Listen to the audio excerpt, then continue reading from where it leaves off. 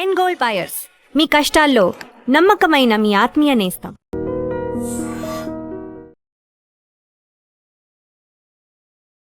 నమస్కారం, welcome to I dream.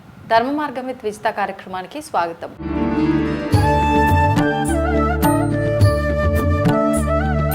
ప్రస్తుతం మనతో పాటు ఉన్నారు ప్రముఖ జ్యోతిష వాస్తు పండితులు, భారతీ శంకరపీఠం వ్యవస్థాపకులు, బ్రహ్మశ్రీ అన్నవరపు తిరుపతి మూర్తి అవధాని గురుగారు. గురుగారితో మాట్లాడి మరిన్ని విషయాలు తెలుసుకుందాం. నమస్కారం గురుగారు. పరమేశ్వరార్పణం.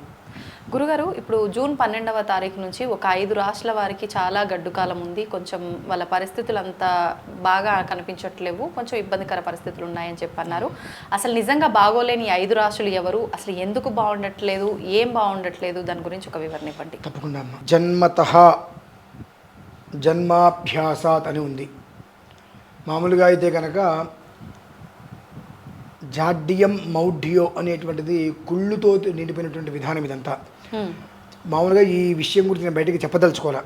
ఎందుకు అనవసరంగా ఎవరి రాత ఎవరు బాగు చేస్తారు, బాగు చేద్దామని అనుకున్నా దానికి సిద్ధపడే వాళ్ళు ఎవరూ లేరు.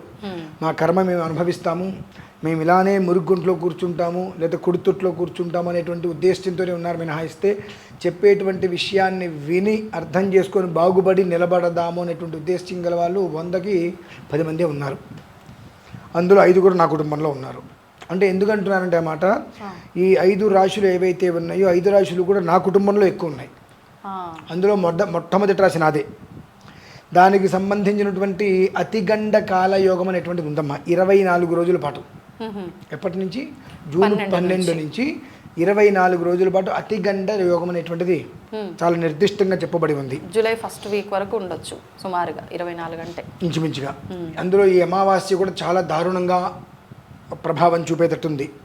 వాస్తవానికి నేను ఇవాళ బయలుదేరి బృందావనంలో ఉండాల్సింది, కానీ నేను బృందావనం వెళ్ళి అక్కడ అన్నీ పూర్తి చేసుకొని మళ్ళీ తిరిగి వచ్చేటప్పటికి నాకు అమావాస్య ఘడియలు వస్తాయి. ఆ అమావాస్య ఘడియలు అనేటువంటిది చాలా ప్రమాదమైతే ఉంది.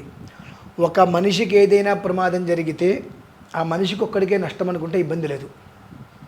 కానీ ఒక మనిషికి ప్రమాదమైనా జరిగితే రోడ్డున పడేటువంటిది కుటుంబం అమ్మ. అది దృష్టిలో ఉంచుకొని నేను ప్రయాణాన్ని కూడా క్యాన్సిల్ చేసేసుకున్నా.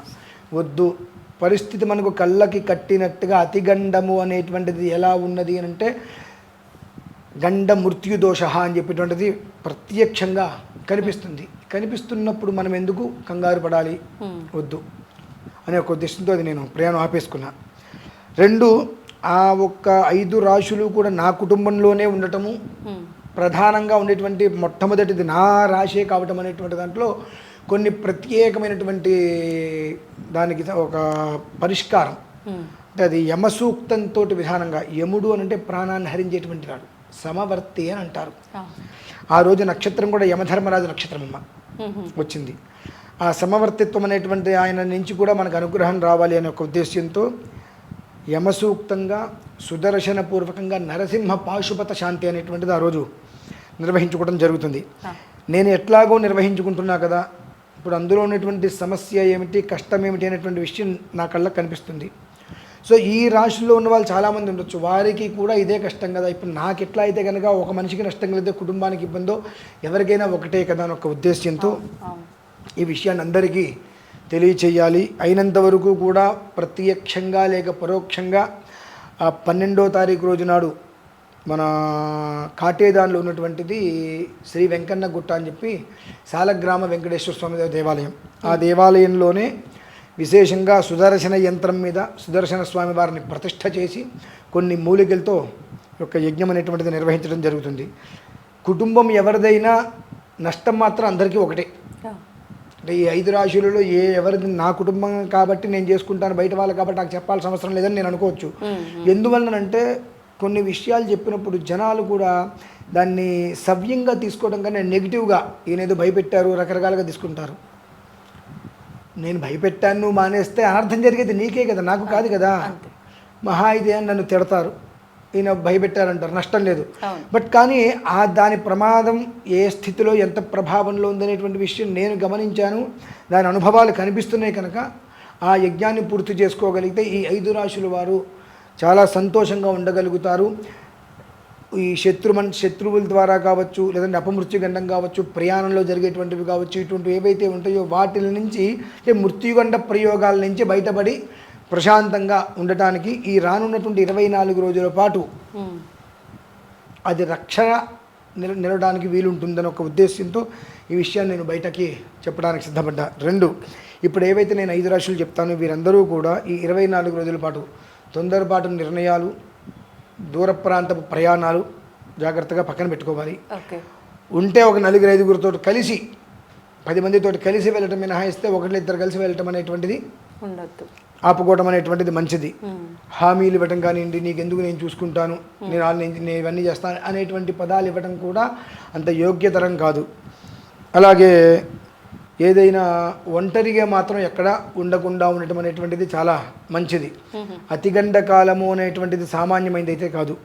గండకాలమే అసలు ప్రమాదము, అతిగండకాలము అనేటువంటిది చాలా ఎక్కువ ఉంది. అది ఏ ప్రభావంతో ఉందనేటువంటి విషయం తెలుసు కాబట్టి నార్మల్గా ఎప్పుడూ కూడా ఏ ప్రయాణమైనా నేను వెనకాను. కాశీ కావచ్చు, ఎటైనా కావచ్చు, కారేసుకొని వెళ్ళిపోతా. అటువంటిది బృందావనంలో పెద్ద కార్యక్రమం నిర్వహిస్తున్నాం ఇక్కడ చేస్తూ కూడా ఇప్పుడు వెళ్ళటానికి నేను పరిస్థితి బాగాలేదు అన్నప్పుడు తెలిసి చెమలు పుట్టలో వేలు పెట్టడం దేనికి? అది పుట్ట లేదంటే అది ఫ్లెగ్గు వేలు పెడితే షాక్ కొడుతుందని తెలిసిన తర్వాత మనం ఆ ప్రయత్నం చేయడం అనేటువంటిది అనవసరం. ఏది జరిగినప్పటికీ కూడా కుటుంబం ఒక మనిషిని కోల్పోతుంది. లేదు ఏదైనా కాలో చేతికి దెబ్బ తగిలి అడ్డం పడితే మనకి ఎవరైనా సేవ చేయాలి, ఆ రకంగా కూడా కుటుంబం అడ్డం పడుతుంది.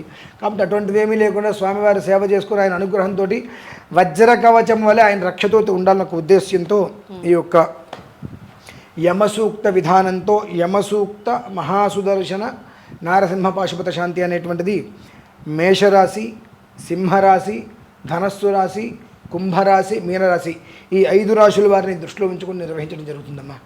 అది విషయం. ఇది పరిహారం ఈ హోమంలో కనుక పార్టిసిపేట్ చేస్తే ప్రత్యక్షంగా కనీసం పరోక్షంగా అయినా సరే పాల్గొనే ప్రయత్నం చేయడం వలన, ప్రత్యక్షంగా కనుక మీరు పాల్గొనగలిగితే అది ఒక మహాయోగం. పరోక్షంగా పాల్గొనగలిగితే గుడ్డి కన్నా మెల్లతో అంటారు చూసారా అండి, అట్లా. అదేంటండి పరోక్షంగా కలిగిన ఫలితాలు వస్తాయి కదా, వస్తాయి. నిజంగా మనకు తీరిక లేక కుదరక వెళ్ళలేకపోవడం వేరు. ఇప్పుడు సాయంత్రం 4 గంటలకి ప్రత్యేకమైన సమయంలో మొదలు పెడతాం, 4 to 6.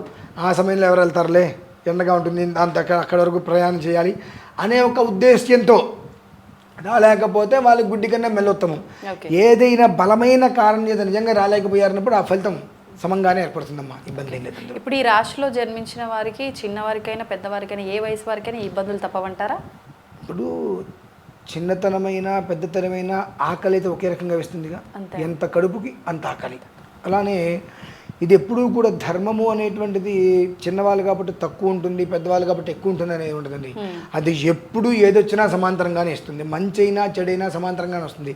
అవి గ్రహ గమనాలు, మనిషి గమనం కాదు కదా. మనిషి అయితే అక్కడి నుంచి వచ్చే విధానాన్ని అనుసరించి చిన్నగా ఉందా పెద్దగా ఉందా అని దాన్ని బట్టి వీడు ఏదైనా చేస్తాడు, కానీ అది తప్పది. ఇది భగవద్ విధానం. నువ్వు ఎలా ఉన్నప్పటికీ కూడా దాని యొక్క ఫలితం మంచి వచ్చినప్పుడు ఏ స్థితిలో నువ్వు అనుభవిస్తున్నావో, చెడు వచ్చినప్పుడు కూడా అదే స్థితిలో అనుభవిస్తావు.